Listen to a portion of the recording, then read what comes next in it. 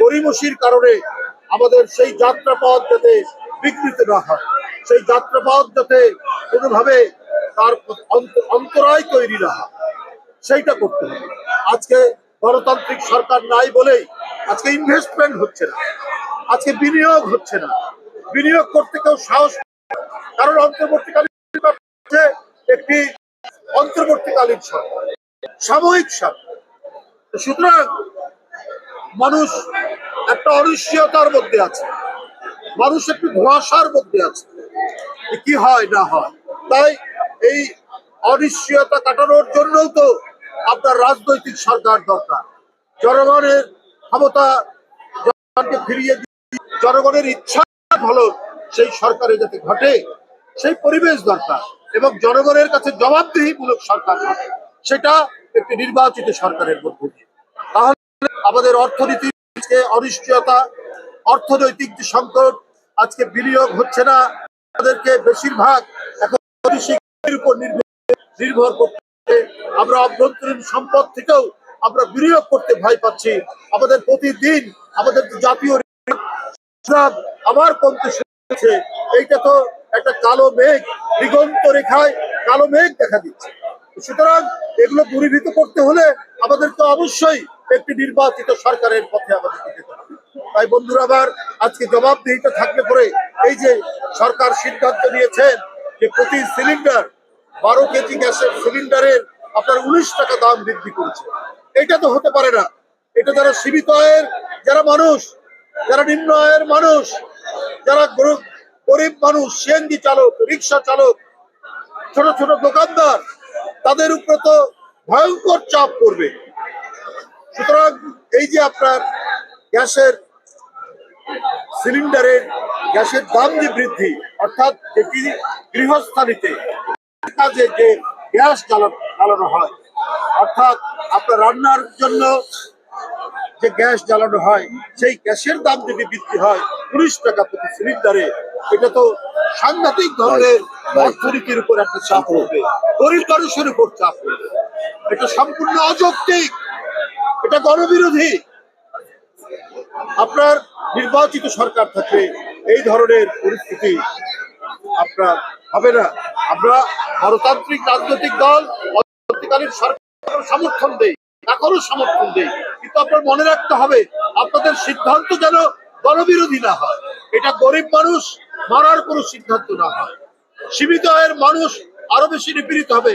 এমনিতে প্রতিদিন নিত্য প্রয়োজনীয় জিনিসের দাম বৃদ্ধি পাচ্ছে, দাম কমাতে পারেনি, যেখানে মানুষের মোটামুটি ধরবে তার দাম কমাতে, তার উপরে যদি আপনার এই সিলিন্ডারের দাম বৃদ্ধি করেন, সিলিন্ডার গ্যাসের দাম বৃদ্ধি করেন, এটা মরার উপর খাড়ার ঘা ছাড়া আর কিছুই নয়। বন্ধুরা আবার আমি বক্তব্য দীর্ঘায়িত করব না। আমি আজকে মানিকগঞ্জ নবগঠিত আহ্বায়ক কমিটি রীতা আপার নেতৃত্বে যারা পুষ্পার্ঘ্য দিলেন, যারা এখানে ফাতিহা পাঠ করেছেন, সেই নবনির্বাচিত নেতৃবৃন্দকে আমি প্রীতি এবং শুভেচ্ছা জানাচ্ছি।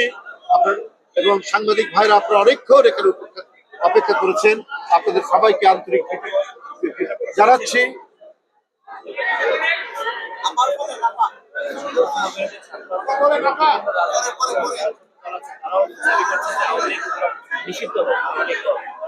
তারা যে 16 বছর ভোট দিতে পারেনি, তারা ভোট কেন্দ্রে যেতে পারেনি, তাদের পছন্দসই প্রার্থীকে ভোট দিতে পারেনি, সেই পরিবেশ যাতে ফিরে না আসে, সেই পরিবেশ তৈরি করতে হবে অন্তর্বর্তীকালীন সরকার।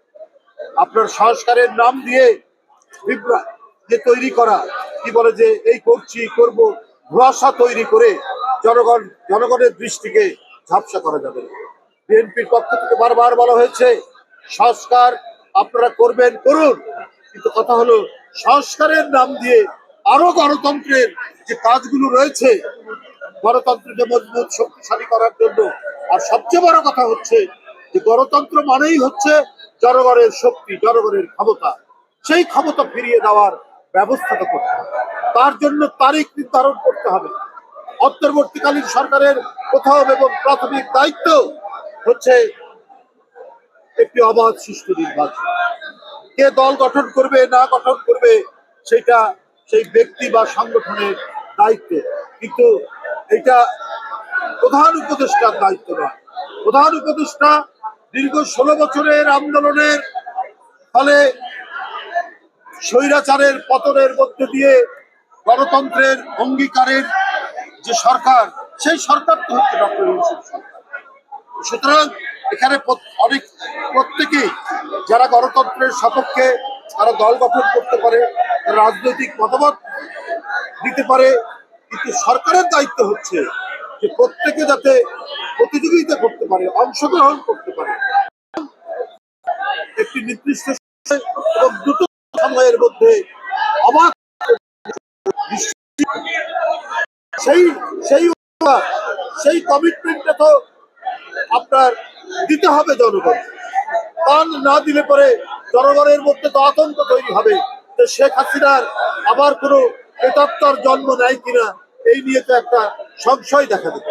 বন্ধুরা আমার, আজকে আমাদের সবার বিশ্বাস যে অন্তর্বর্তীকালীন সরকার যে রক্তঝরা আন্দোলনের মধ্যে দিয়ে যে শিশু কিশোরের লাশের বিনিময়ে আমরা গণতন্ত্রের পথে হাঁটছি, এই গণতন্ত্রের নিশ্চয়তা জনগণের কাছে দেওয়া ডক্টর ইউনূস সাহেবের কোনো ধরনের